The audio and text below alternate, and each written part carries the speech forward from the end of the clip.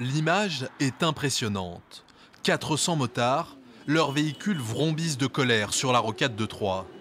Tout commence un peu plus tôt cet après-midi. Ils se réunissent sur ce parking pour partager leur frustration. Ma réaction, elle est comme un peu d'habitude, quoi. On nous impose toujours les choses et on est toujours dans la répression et pas dans la prévention. Un sentiment de ras-le-bol. Parce que les usagers de la route, c'est des vaches à lait, donc il y a un moment, il va peut-être falloir quand même arrêter, quoi. Voilà, je pense qu'il y a d'autres sujets à traiter dans notre pays. Baisse de la vitesse à 80 km/h, hausse du prix du carburant, manque de mesures pour améliorer l'entretien des routes. Les motards dénoncent des décisions anti-ruralité, déconnectées de la réalité. Pour ceux qui habitent en région parisienne, 80 km/h, ça ne changera pas grand-chose puisqu'ils les atteignent rarement.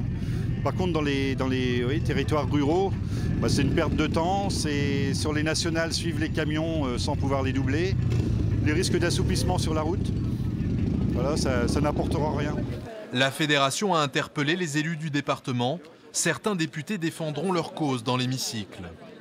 C'est une décision complètement déconnectée de la réalité.